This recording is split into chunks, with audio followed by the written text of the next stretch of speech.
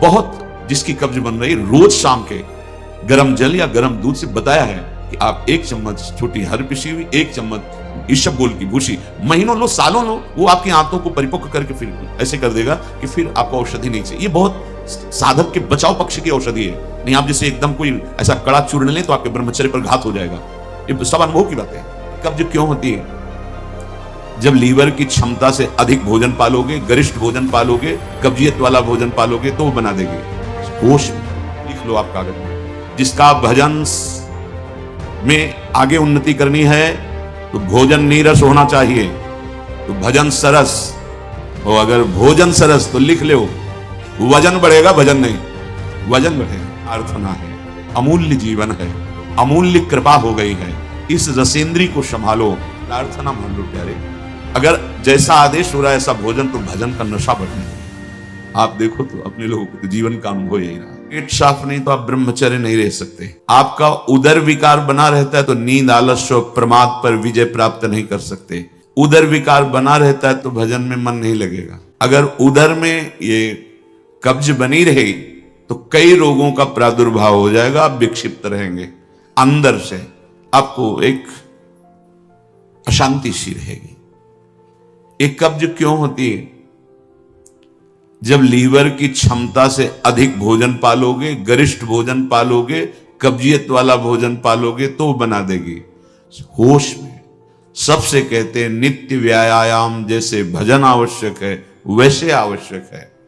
2-3 kilometre चलना अत्यंत आवश्यक है, चाहे आप उसे अंग्रेजी में ट्रेडमिल है, हाँ ट्रेडमिल, उसमें दौड़ लो, उसमें चल लो, या भैया यहां से छड़ी उठाओ, एक रफ्तार में दौड़ती हुई जाओ केसी घाट में, यमुना जी को प्रणाम किया, फिर दौड़ते चले आओ। 20 मिनट का कार्य है। थोड़ा सा व्यायाम करो, क्योंकि शरीर के अंगों को हलचल चाहिए, एक बार पसीना आना चाहिए। और हमने मोटरसाइकिल स्टार्ट करने वालों को देखा है, जब उनको चलना होता तो पहले खड़े खड़े रेस में देते ना, बस फिर आराम से बैठे चाल में चल। एक बार 24 घंटे में इसको रेस में लाना है।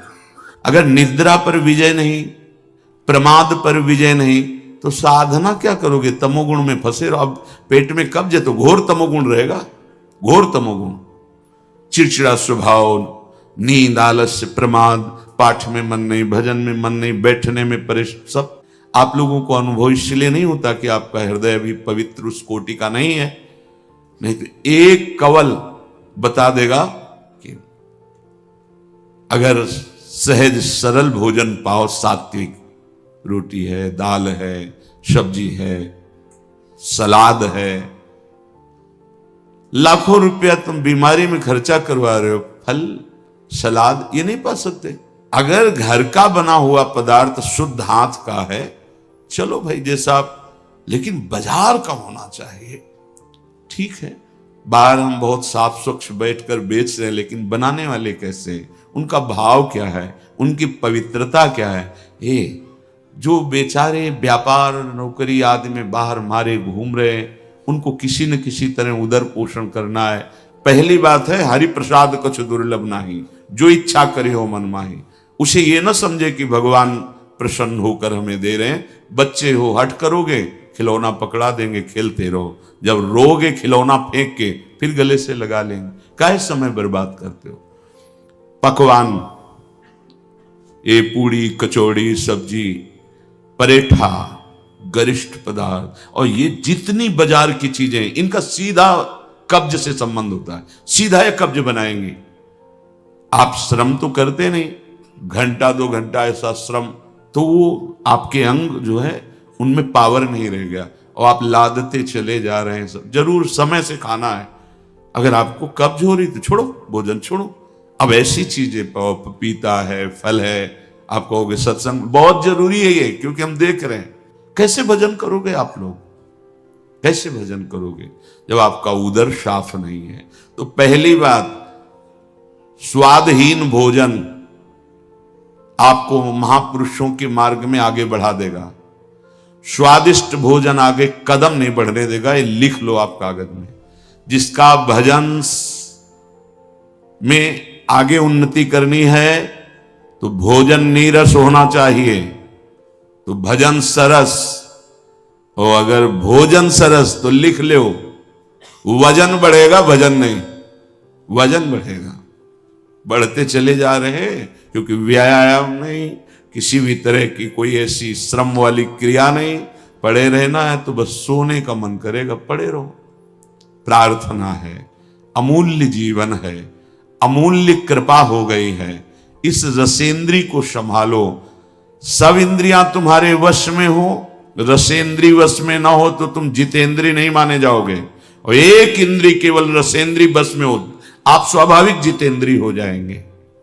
महापुरुषों ने भजन के लिए सर्वस्व त्याग किया है, और हम भोजन के लिए भजन का त्याग कर देते हैं, श्री जी के चिंतन का त्याग। देख लो, आप देख लो, और जितना भोजन आप पाते उससे आधा लेना है आपको। इतने बड़े महापुरुष भोजन की बात कर रहे, भगवान कर युक्ताहार विहार से, तो आधा पेट भोजन गिन लो आप, अपनी रोटी और सब्जी और सब। ऐसे नहीं कि रोटी में तो गिन के चल रहा है, लेकिन और अगले पदार्थ जो हैं वो नहीं। कमी नहीं है हमारे भगवान के दरबार में, और न संसार में पदार्थों की कमी है, लेकिन तुम में कमी हो जाएगी। तुम्हारा जीवन भजन विहीन हो जाएगा। मेरी प्रार्थना मान लो प्यारे, अगर जैसा आदेश हो रहा है ऐसा भोजन, तो भजन का नशा बढ़ने लगेगा। आप देखो तो अपने लोगों को तो जीवन का अनुभव यही रहा है। अगर आप ऐसे ही, तो कैसे भजन हो पाएगा? क्योंकि आपको तो अनुभव है नहीं कि इसका क्या प्रभाव पड़ रहा है। आप हंस खेल कर बात करके समय पार कर रहे हैं, इसलिए अगर आप अंतर्मुख हो तो एक कवल का प्रभाव बता देगा आपके चिंतन में कितना फर्क पड़ गया। आधा पेट ही भोजन करना है। आपके पास जितने भी बैठे हैं, अब तो व्यवस्था है जीवन। आप देखो तो बाल भोग पास हो, आप राजभोग पाओ, आप शयन भोग पाओ, थोड़ा थोड़ा ले लीजिए। भजन करना है, प्राणों का पोषण करना है, भजन करना है। तो आधो उदर अन्न सो भरे, ठीक। आधो में आधा जल और आधा छोड़ दे वायु के लिए। यहां जलवायु से तो मतलब नहीं है, पूरा यहां तक पूरा ऐसा, फिर कहेंगे एसिडिटी बन रही, कब्ज बन रही, भजन होगा। ये बहुत आवश्यक है, इसलिए हम इस विषय की चर्चा कर रहे हैं। आप लोग इस पर ध्यान दीजिए, नहीं दोगे तो आपका भजन नहीं बन पाएगा। और आगे सावधानी के लिए करें, आपको व्यायाम करना है। 10 मिनट कर लीजिए आप व्यायाम, और 2-3 किलोमीटर पैदल चलिए। उपासक का चेहरा अग्नि ज्योतिमय, ज्योतिमय। ऐसा नहीं कि वो सांवला रंग है तो खिल नहीं पा रहा, नहीं। ब्रह्मचर्य और नियम, ऐसे कमल के फूल का जैसा चेहरा हो जाता है, उसका खिल जाता है चेहरा। मुख प्रसन्न तन तेज विराजा, कीन्हिस रामचंद्र कर काजा। आधा अन्न और जो आधा बचा उसमें आधे में जल। 3 लीटर जल प्रत्येक शरीर को चाहिए ही चाहिए। उससे शरीर की गर्मी तेजाब लघु शंका से निकलती है, और वो कब्ज तोड़ने में सहायक होता है। प्रातः पहला जल बिना कुल्ला किए पीना चाहिए, बिना स्नान आदि किए। शौच के पहले जो हमें जाना है, तो हम उसे नियम दिए, कम से कम 500 ग्राम, इसके ऊपर आप जितना ले सके जल, वो भी गुनगुना, मतलब थोड़ा अच्छा गर्म होना चाहिए कि आप आराम आराम से पी सकते हो, पर गर्म है। और वज्रासन में बैठ के, अभी देखो कब्ज नष्ट होती है कि नहीं। बहुत जिसकी कब्ज बन रही, रोज शाम के गर्म जल या गर्म दूध से बताया है कि आप 1 चम्मच छोटी हर पिसी हुई, 1 चम्मच ईशबगोल की भूसी महीनों लो, सालों लो, वो आपकी आंतों को परिपक्व करके फिर ऐसे कर देगा कि फिर आपको औषधि नहीं चाहिए। ये बहुत साधक के बचाव पक्ष की औषधि है। नहीं आप जैसे एकदम कोई ऐसा कड़ा चूर्ण लें तो आपके ब्रह्मचर्य पर घात हो जाएगा। ये सब अनुभव की बातें हैं। जल आवश्यक है आपकी स्वस्थता के लिए, और वायु आवश्यक है।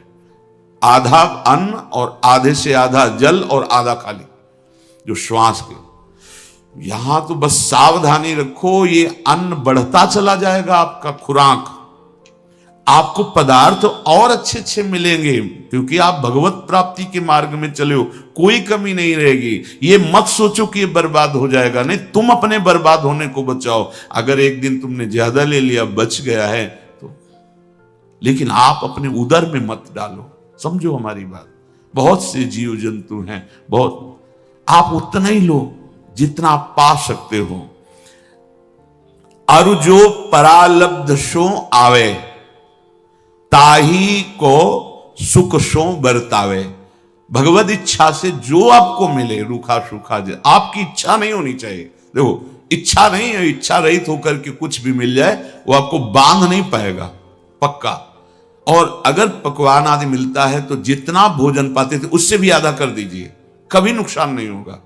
लेकिन जितना हम भोजन पाते हैं, जब पकवान आदि मिलते हैं तो उससे डबल कर लेते हैं। बुद्धि है, इसको दबकाओ। कुछ नहीं, उन्हें पूरा जीवन हो गया खाते खाते। बड़ा समस्या। समझो समझो, हम भगवत भजन करने के लिए आए हैं। पूज्यपाद सिउड़िया बाबा जी महाराज, जब उनको भगवान नर नारायण ने उपदेश किया भगवान शंकर जी के मंदिर में, उस दिन से वो अध्यात्म स्थिति प्राप्त करने के लिए एक कवल पाते थे। एक कवल सिर्फ 24 घंटे में, ऐसे ऐसे सन वाली रोटी और इतना जो बना, एक प्राण पोषण के एक कवलन, अस्थिमात्र हो रहे से छवि लगी कुटिया में, 18 घंटे पद्मासन में, वर्षों सोए नहीं, लेट करके ऐसे रख लेते ऐसे, और बस उसी में थोड़ी देर ऐसे फिर बैठ गए। मेहनत की इन महापुरुषों ने, शरीर राग, इंद्री राग, भोग राग, इनको विध्वंस कर दिया, तब ऊंचाई पर चढ़े।